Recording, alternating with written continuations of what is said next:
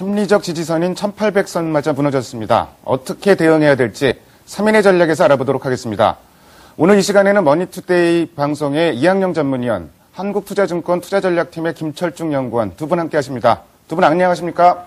네, 안녕하십니까? 시장의 중심이 되는 키워드를 하나씩 알아보도록 하겠습니다. 먼저 5위부터 3위까지 키워드를 화면을 통해서 알아보도록 하겠습니다. 오늘의 5위 키워드는 IMF 긴급 유동성 지원제도 도입입니다. IMF에서 긴급 유동성 지원제도 도입을 발표했습니다. 지난 G20 정상회담의 후속 조치입니다. 4위 키워드는 YG 엔터테인먼트 상장입니다. YG 엔터테인먼트가 오늘 상장되었습니다. 가격 제한법까지 상승하면서 공모가의 2배가 넘는 가격에 거래되고 있습니다. 3위 키워드는 외국인 5일째 순매도입니다. 외국인이 5일째 주식을 팔고 있습니다. 수급 상황에 대해서도 체크해보도록 하겠습니다. 아무래도 오늘 핫이슈가 되고 있는 종목은 YG 엔터테인먼트입니다. 시장의 기대를 한마음에 받았고 공모할 때도 시중 자금이 그쪽으로 엄청나게 몰려들었던 그 YG 엔터테인먼트인데요. 공모 가격이 34,000원. 근데 지금은 78,200원에서 거래되고 있으니까 2배가 훨씬 넘는 가격에 거래되고 있습니다. PER 제가 한번 따져보니까 그 내년 실적 기준으로 한 15배 정도 되는데 반면에 이제 그 다른 엔터테인먼트주들은 SM 같은 회사 어제 급등했다가 오늘은 또 크게 빠지고 있고 좀 이런 양상입니다. 김철중 연구원께서는 글쎄요, YG 엔터테인먼트 좋은 주식인 건 틀림없는데 너무 과열 조짐은 보이지 않나요? 그리고 또 다른 엔터테인먼트주에 미칠 영향력도 같이 좀 말씀해 주십시오. 네. 기본적으로 증권사 리포트에 따르면 2012년 YG 엔터테인먼트의 EPS는 4,000원에서 4,500원 선 정도로 예상되고 있습니다. 그러면 빠르게 성장하는 온라인 컨텐츠 업종이라는 점을 고려했을 때 PE 20배도 충분히 가능하다. 그렇게 보면 사실 몇몇 애널리스트들이 말하고 있는 대로 YG 엔터테인먼트가 8만 원 이상에서 거래될 가능성은 충분합니다. 상대적으로 SM 엔터테인먼트나 JYP 엔터테인먼트의 밸류에이션이 좀 높았으니까 그런 업종을 좀 팔고 YG 엔터테인먼트를 매수하는 게 아닌가 그렇게 생각을 하고 있고요. 저는 사실 정확하게 YG가 어떤 점에서 강점을 가지고 있는지 YG가 패밀리짐 때문에 소속 가수들 이탈 가능성이 적다고는 하는데 정말로 그게 어느 정도의 영향력을 갖는지는 잘 모르겠습니다. 그런데 최근에 JYJ 이탈 사태나 여러 가지 소속 가수 간의 분쟁 같은 걸 보면 YG 엔터테인먼트는 상대적으로 그런 가능성은 좀 적은 게 아닌가. 만약에 그렇다고 하면 오히려 밸류에이션을 조금 더 줄 수 있는 게 아닌가. 저는 그런 점은 좀 긍정적으로 생각을 하고 있습니다. 또 전문가들이 예상하는 바에 따르면 결국 한류도 그렇고 종편에서도 그렇고 가장 중요한 건 대형 기획사의 매출액 성장이 중소형 기획사의 매출액 성장보다 훨씬 더 빠르기 때문에 결국 중요하게 봐야 되는 건 SM, YG, JYP 정도다라고 얘기를 하고 있습니다. 그런 측면에서는 상승세가 이해는 가는데 사실 오늘 같은 경우에 YG 엔터테인먼트로 돈이 몰리는 이유가 결국 지수가 하락하면서 돈이 갈 데가 없기 때문에 몰리고 있는 건 아닌가. 그 정도로 생각을 하고 있습니다. 또 전문가들이 얘기하는 대로 8만 원 이상에서 거래될 수 있다고 하더라도 이미 7만 8천 원 정도 수준까지 왔는데 지금 이 상황에서 흥분하는 거는 그렇게 적절하지 못한 게 아닌가. 저는 그 정도로 생각하고 있습니다. 버블도 아니지만 흥분할 것도 아니다 정도로 생각하고 있습니다. PER 20배까지도 가능하지만 오늘 장세 흐름이 더더욱 YG 엔터테인먼트의 매수세가 몰리게 만드는 요인으로 작용했다. 지나치게 흥분할 필요도 없다. 이런 말씀을 해주셨습니다. 다음으로 수급 얘기해 보겠습니다. 외국인 오늘 주식 5일째 순매도하고 있습니다. 선물 쪽에서도 대규모로 좀 매도 포지션을 취하고 있고요. 근데 국내 기관이 문제인데 어제 국내 기관은 1800 밑에서 적극적이지는 않지만 그래도 순매수를 하면서 1800 방어를 했는데 오늘은 주식을 같이 팔고 있습니다. 수급 상황이 상당히 좀 흐름이 불안해진 상황인데요. 이학영 위원께서 전반적인 수급 상황 좀 체크 좀 해주십시오.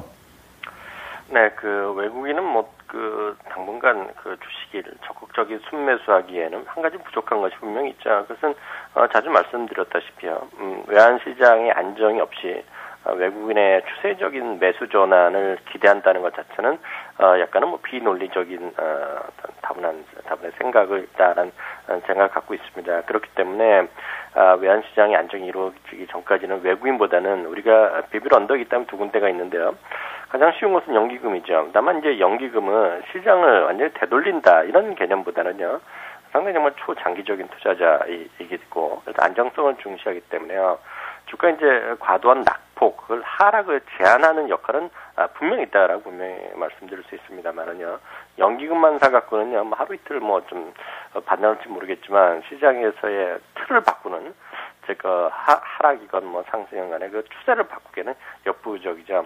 어제는요, 외국인이 3천억 이상 팔았지만, 결국은, 투신이 한 700억 정도 종가 기준에서 사면서, 지수는 강보까지 나타났는데, 오늘 아침부터 좀 팔았습니다. 그것을 의미하는 것은 무엇이냐면, 지금 시장이 돌기 위해서는요, 투신사의 시장 간의 변화가 급선무고요. 그들이 바뀌지 않는 한, 시장은 외국인이 하루 이틀 살 수도 있고, 연기금 살 수도 있지만, 적극적인 주가의 반등이라든가, 빠른 회복을 기대하는 것은 쉽지 않다는 생각을 여전히 갖고 있습니다. 좀 전에 환율 말씀하셨는데요. 지금 그 덱시아은행 얘기 때문에 유로화도 약세를 보이고 있고 어떤 조치가 또 나올지는 모르겠지만 이런 흐름이 계속되면은 환율 시장이 굉장히 불안한데 그렇다면 외국인 순매수를 기대하기는 조금 어려울 것으로 봐도 될까요? 네, 그렇습니다. 말씀하신 대로죠. 지금 시장 자체가 외국인이 매수할 수도 있고 매도할 수 있겠지만은 지금 추세적인 흐름 자체가 워낙 변동성이 크기 때문에 아무리 좋게 보는 사람들도 지금 멈칫할 수밖에 없는 것 아니겠습니까?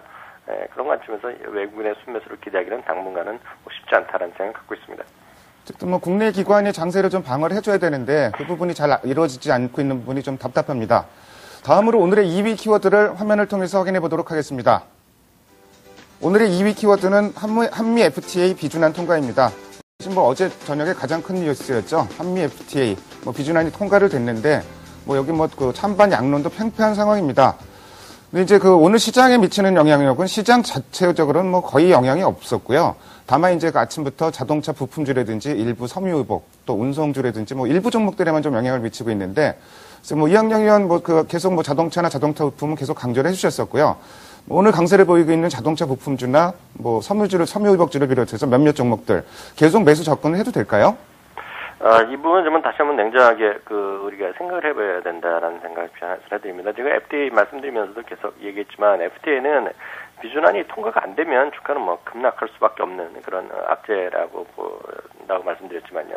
지금 비준안이 통과된 것 자체가 그렇다고 해서 주가가 크게 올라갈 수 있는 어떤 단기적인 어떤 힘이 되겠냐는 것을 질문하신다면 그것은 여전히 그것도 쉽지 않은 얘기죠. 왜냐하면 워낙 장기적인 얘기인데다가요. 이번에 비준안 통과가 실패한 것이 아니기 때문에 불확실성 해소라는 것만은 되지만은요. 그럼 과연 어떤 기업들이 좋아지고 어떤 지금 이런 시황 수급상에서 어떤 주식이 좋아져야 되는 것은 약간 다른 논리죠. 물론 잠시 후에도 전문가 모시고 얘기 나눠본다고 저도 봤지만 일반 경제연구소라든가요. 특히 언론에서 얘기하는 많이들 표로 많이 보이지 않습니까? 태양이 보이고 구름이 보이고 비가 보이고 이런 것들은 단순하게 제가 봤을 때는 교과서적인 어떤 전망이고 영향에 대한 분석이 나옵니다. 대표적으로 이제 자동차 부품을 얘기 많이 하는데 분명히 좋아집니다. 좋을 수밖에 없겠지만은요. 주식시장에서도 정말 좋아지겠냐는 것은 또 다른 어떤 포인트라고 봅니다. 무슨 얘기냐면요. 현대자동차, 기아자동차의 대부분의 우리나라 지금 여기 오늘도 보면 주가 올라가는 것들의 대부분은 현대 기아자동차에 거의 100% 올인하고 있는 기업이기 때문에요. 지금 현대자동차나 기아자동차가 주가 미국에서 더 많이 팔리는 것에 그만큼 증가할 이상 가기는 쉽지 않습니다. 또 많은 부분들이요. 또 이런 분들은 분석 받습니다. 미국에서의 AS 수요가 늘어난다. 이런 얘기 하는데요. 그것은 정말 잘못된 분석입니다. 왜냐면요. 미국의 AS 자동차의 부품의 수요 체계는 우리나라랑 완전히 틀립니다. 순정 부품이기 때문에 우리나라는 거의 대부분 현대 기아차 부품을 많이 쓰지만은요. 미국이나 유럽은 전혀 다른 얘기라고 좀 이해를 하고 있습니다. 그렇기 때문에 자동차 부품, 특히 현대 기아 자동차에 거의 올인하고 있는 기업들이 FTA 때문에 훨씬 더 좋아진다는 얘기는 약간은 좀 잘못된 해석이라고 보고 있기 때문에 그분은 냉정하게 정말 현대자동차에 오히려 속해 있는 비중이 적은 기업이면서도 미국 회사 빅3에 정말 친하면서 글로벌 어떤 협력 체제가 잘 돼 있는 그런 부품사는 정말 좋아지겠지만요. 그 외에는 단기간에 주가 흐름을 예측하는 무리고요. 또 섬유 얘기들 많이 하시지만요. 우리나라 섬유회사 상장되어 있는 회사 중에요. 대한민국에서 옷을 만들어서 미국에 수출하는 기업 몇 개나 있는지 정말 대묻고 싶습니다. 거의 없거든요. 대부분이 혹시 하더라도 뭐 방글라데시라든가 다른 중국에서 가서 삼국을 통해서 가는 거죠. 그것 때문에 거의 해당 사항이 없다라는 생각 갖고 있습니다. 뭐 제약 뭐 안 좋다 얘기하고 금융사도 안 좋다고 하는데요. 역설적으로 금융주가 무슨 크게 지금 억가심정이 있어서 FTA 때문에 뭐 안 좋아져야 되는지 그에 대한 또 반론도 할 수 있습니다. 좀 냉정하게 좀 보셔야 되겠다는 생각 갖고 있습니다.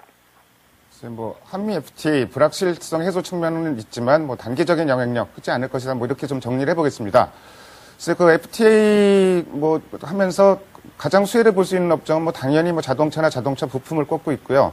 이 밖에도 이제 뭐 기계라든지 운송, IT 뭐 이런 것들이 이제 수혜주로 꼽히고 있고 반면에 이학년 의원께서 좀 전에 말씀하셨지만 뭐 제약주가 가장 피해를 많이 볼 것이다. 그리고 뭐 유통주, 뭐 더 나가서 금융주까지 얘기하는 사람들도 있고 이런데요. 업종별 영향력 김철중 연구원께서 좀 정리를 좀 해주십시오. 네. 저는 방금 이학영 연구위원님이 말씀하신 부분을 상당 부분 동의하고 있는데요. 사실 자동차 부품주 같은 경우엔 밸류에이션이 10배가 넘는 기업과 10배를 넘지 못하는 기업이 있습니다. 저는 자동차 부품 중에서 P가 10배를 넘지 못하는 종목은 결국은 현대 기아차에만 의존하기 때문이다라고 생각을 하고 있습니다.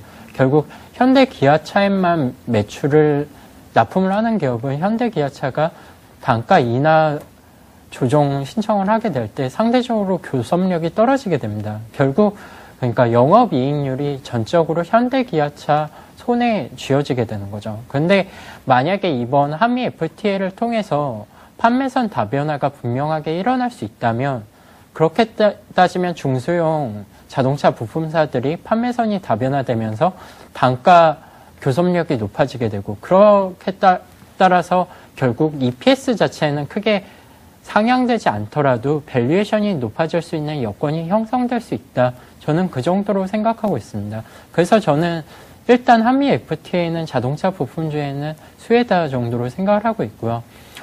뭐 금융주에 대해서 악재다라는 얘기는 있는데 보통 전문가분들이 하시는 얘기는 OECD 도입이나 가입이나 그런 걸 통해서 상당 부분 한국의 금융 업종들은 선진 체계에 많이 쫓아가 있는 상태라고 합니다. 따라서 뭐 FTA에 가입됐다고 해서 갑자기 한국 은행 업종이나 한국의 보험 업종의 수익성이 크게 악화될 가능성은 크지 않다라고 보는 게 대다수의 의견인 것 같고요. 뭐 굳이 부정적인 점을 꼽자면 제네릭 생산을 좀 줄이고 제네릭 판매가 좀 어려워질 수 있다. 그러니까 제가 말씀드리는 이 제네릭이라는 건 뭐 그 해외 오리지널 약품을 카피한 그 한국의 약품을 말씀을 드리는 건데요. 결국 미국에서 제네릭 판매를 하지 말라고 특허 소송을 하거나 여러 가지 절차를 통해서 한국의 제약업종, 한국의 의약품 업체가 약품 생산을 못하도록 막을 수 있다는 점이 좀 부각되고 있는 것 같습니다. 그래서 오늘 한국 제약업종이 많이 하락세가 나타나고 있는데요. 제가 생각할 때 이거는 충분히 이미 예견되었던 일인데 그거에 비해서는 조금 더 과민하게 움직이는 게 아닌가 저는 그 정도로 생각하고 있습니다. 예, 뭐 김철중 연구원께서 뭐 여러 가지 뭐 FTA 업종별 영향력을 점검을 해주셨는데 역시 뭐 밸류에이션이라든지 이런 본질적인 측면이 더 중요할 것 같습니다. 다음으로 오늘의 1위 키워드를 화면을 통해서 확인해 보도록 하겠습니다. 오늘의 1위 키워드는 다시 1800포인트 선 하회입니다. 코스피 지금 1800선을 또 밑돌면서 지금 1783포인트까지 떨어져 있습니다. 상당히 좀 낙폭이 점점 커지고 있는 모습인데요. 이렇게 되면은 실질적인 지지선이 없기 때문에 시장 심리가 굉장히 좀 불안해진 상황입니다. 뭐 이학년 의원께서는 지금 뭐 코스피 지금 1800 밑으로 내려왔는데요. 이 상황 좀 어떻게 보시고 또 어떤 전략으로 대응해야 될지 좀 말씀해 주십시오. 네, 기본적으로는 그 저항선과 지지선 다시 한번 확인드리면 저항선은 1850 똑같고요. 지지선은 뭐 말씀드렸던 1770 정도를 여전히 생각을 하고 있습니다. 1770 보셔도 상관없고 50 보셔도 상관없고 80포인트를 보셔도 뭐 아무 큰 상관이 없을 것 같습니다. 이게 무슨 헌법에서 정해준 수치도 아닌데요. 문제는 시청자분들, 특히 투자자분들이 생각하실 때 떨어졌다고 해서 지금 물타기는 어떤 주식이건 간에 지금 절대 자제해야 된다. 오히려 이런 것이 더 중요한 포인트가 된다고 생각합니다. 기본적으로는 제 기준으로는 1770 이하로 가면 물량을 오히려 더 10%포인트 정도 지금보다 더 축소해서요. 50%에서 60% 정도까지 갖고 와야 된다는 생각 갖고 있습니다. 예, 1770선 정도를 지지선으로 말씀해 주셨고요. 만약에 추세적으로 악화되면서 더 떨어질 경우에는 일단 물량 줄이고선 상황을 보자 이렇게 말씀하셨습니다. 사실 지금 조정폭도 조정폭인데 제일 불안한 게 조정이 길어지는 게 좀 상당히 좀 불안한데 지금 흐름을 보면은 조정이 길어질 가능성도 배제하기는 좀 어려운 것 같습니다. 그렇다면 이제 그 조정장에 대비한 전략도 좀 세워봐야 될 것 같은데요. 김철중 연구원께서 조정장에서 이렇게 대안이 될 만한 종목이라든지 이런 업종이라든지 이런 거 있으면 좀 말씀해 주십시오. 네. 일단 저희 한국투자증권 같은 경우에는 사실 11월 코스피 전망을 1800에서 2000을 했었습니다. 그러니까 벌써 1800이라는 지지선을 하회하고 있을 정도로 코스피는 단기간에 하락세가 계속 나타나고 있는데요. 저희는 여전히 코스피는 밸류에이션은 싸다라고 생각을 하고 있습니다. 그런데 문제는 변곡점이 나타나고 있지 않다라는 점인데요. 크게 보면 12월 9일 EU 정상회의 이전까지 유럽 문제가 해결될 가능성이 크지 않다라고 볼 수 있습니다. 그렇게 보면 12월 9일, 아직도 2주도 넘게 남았는데 그 전까지 여전히 코스피는 박스권 내지는 조금 하락세가 나타날 수 있겠다. 그 정도로 생각하고 있어서 보수적인 스탠스를 추천해드리고 있습니다. 하락하고 있으니까 이제 보수적인 종목이나 업종을 추천해 달라는 얘기들이 좀 있는데요. 저는 박스권 하단이기 때문에 특별히 업종을 크게 바꿔야 된다라고 생각을 하고 있지는 않습니다. 그런데 약간 작은 재미있는 아이디어를 하나 드리면 저는 한국에서 유난히도 밸류에이션을 적게 받고 있는 종목이 배당주나 통신주라고 생각을 하고 있습니다.